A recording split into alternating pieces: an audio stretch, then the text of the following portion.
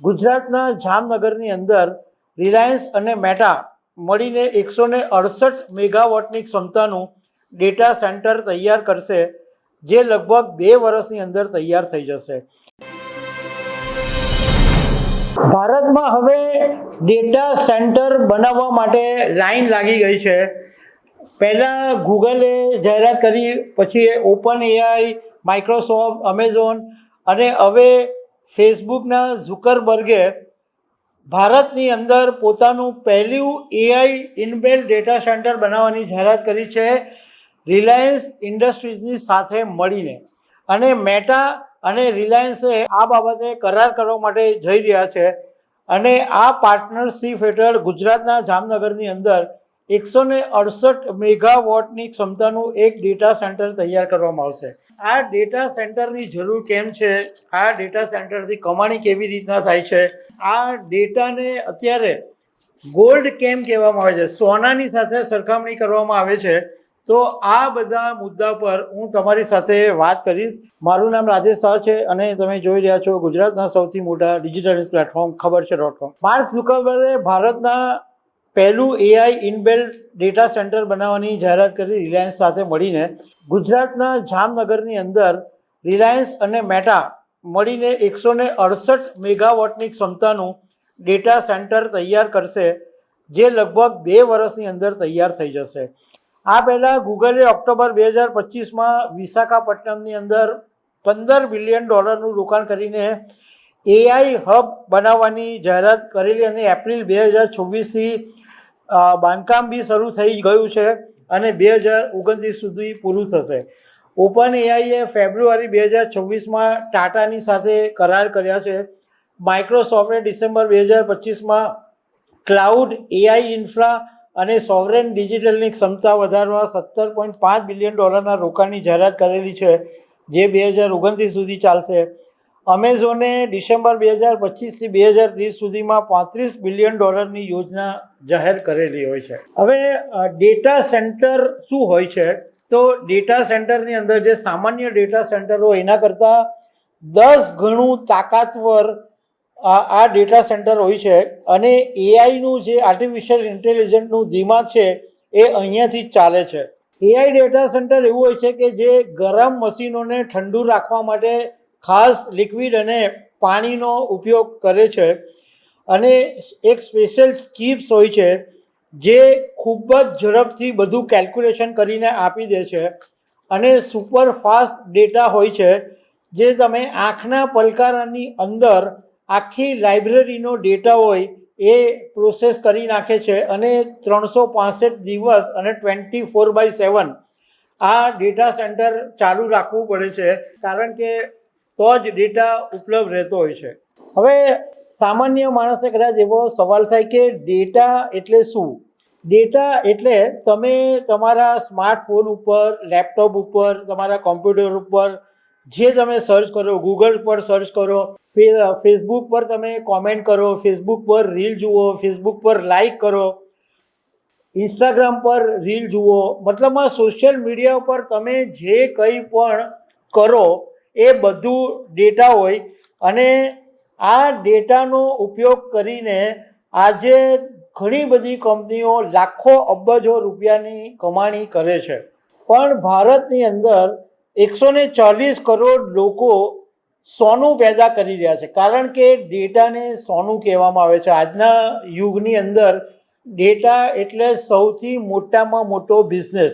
અત્યાર સુધી એવું હતું કે આ 140 કરોડ લોકો કંઈક ને કંઈક જે સર્ચ કરીને જે ડેટા ઉત્પન્ન કરે એનો ફાયદો છે એ વિદેશી કંપનીઓ અત્યાર સુધી ઉઠાવી રહી છે, કારણ કે ડેટાને પ્રોસેસ કરી અને આ લોકો મોટી મોટી કંપનીઓને વેચતા હોય છે. કેટલાક નિષ્ણાતોએ એવું કીધું કે ભારતની અંદર આખા દુનિયાના 20થી 30% જેટલો ડેટા જનરેટ થાય છે, પણ એમાંથી આપણને કશું મળતું નથી.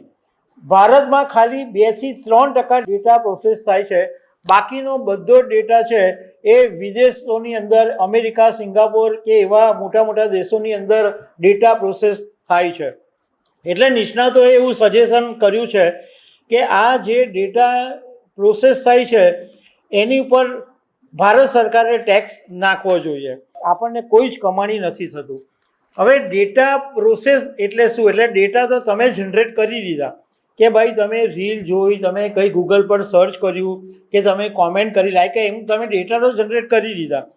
પણ આ ડેટાને પ્રોસેસ કેવી રીતના કરે છે? તો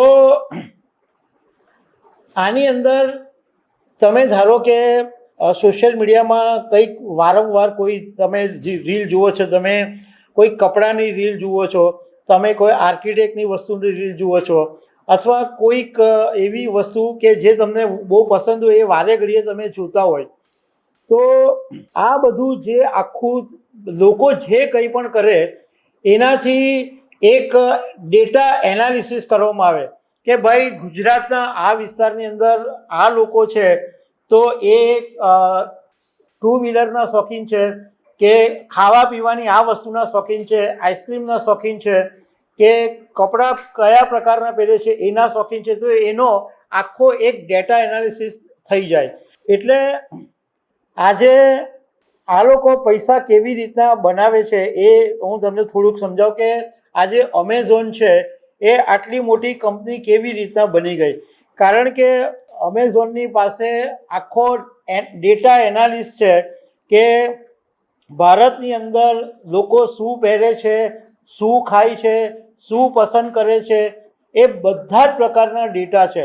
અને એને કારણે એમેઝોન છે એ આજે દુનિયાની મોટામાં મોટી કંપની બની ગઈ છે. આ ઉપરાંત ધારો કે કોઈ નવી કંપની કોઈ શરૂ કરવા માગે છે અને એને એ વસ્તુ જાણવી છે કે મારો ટાર્ગેટ એરિયા કયો હશે, એ એરિયાની અંદર કયા વિસ્તારમાં કયો ધંધો શરૂ કરવાથી ફાયદો થાય, કઈ પ્રોડક્ટ વેચાશે, એ બધું જો કરવું હોય તો એની પાસે ડેટા હોવો જોઈએ અને એ ડેટા એનાલિસિસ કરેલો હોવો જોઈએ. એટલે એને આખું એનાલિસિસ મળી જાય કે ભાઈ ગુજરાતની અંદર છે તો વડોદરામાં જવું હોય તો આ થાય, રાજકોટમાં જવું હોય તો આ થાય, સુરતમાં જવું હોય તો આ મળે, અમદાવાદ જવું હોય તો આ મળે. એટલે બધો જ ડેટા ગામડાનો ડેટા પણ મળી જાય. એટલે એના આધારે કોઈ માણસ આનો આખો પોતાની નવી કંપનીનો પણ જે છે પ્લાનિંગ કરી શકે. બીજો સૌથી મોટો જે ડેટાનો ફાયદો છે કે આજનું જે યંગ જનરેશન છે એ પ્રિન્ટ મીડિયાની અંદર સમાચારો વાંચવાને બદલે 90% યુવાનો એવા છે કે જે સોશિયલ મીડિયા પર સમાચાર વાંચવાનું પસંદ કરી રહે છે. એને શોર્ટ જોઈએ છે અને એકદમ ટૂંકામાં એને મળી જાય છે. અને એને કારણે તમે જુઓ કે આજે સોશિયલ મીડિયા ઉપર જે જાહેર ખબરોનો જે મારો છે એ કેટલો બધો છે. આજે તમે કોઈ પણ એક વિડીયો જુઓ કે કોઈ પણ એક રીલ જુઓ તો એની અંદર વચ્ચે તમને એડ આવી જશે. પહેલાં એડ ચાલુ થાય ને પછી તમારા વિડીયોઝ ચાલુ થાય. તો એ રીતે આ બધા લોકો કમાય છે. આ બધી જે હવે જે ડેટા પ્રોસેસિંગ વિદેશની કંપનીઓ છે એમને હવે ખબર પડી ગઈ છે કે ભારતમાં 140 કરોડ લોકો, એટલે ડેટાનું સૌથી મોટું માર્કેટ ભારત છે. અને એટલે હવે Google, Amazon, OpenAI, Microsoft એ પછી હવે મેટા અને રિલાયન્સ પણ માર્કેટમાં આવી ગયા છે. અને અગાઉ મુકેશ અંબાણીએ એવું કીધું પણ હતું કે આપણા ડેટા આપણા દેશની અંદર જ રહેવા જોઈએ અને આપણા દેશની અંદર જ ડેટા સેન્ટરો હોવા જોઈએ. તો હવે આ ડેટા સેન્ટરનો માર્ગ ખુલ્લો થયો છે. તો દર્શક મિત્રો, આવી અનેક વાતો સાથે અમે તમને મળતા રહીશું. આભાર.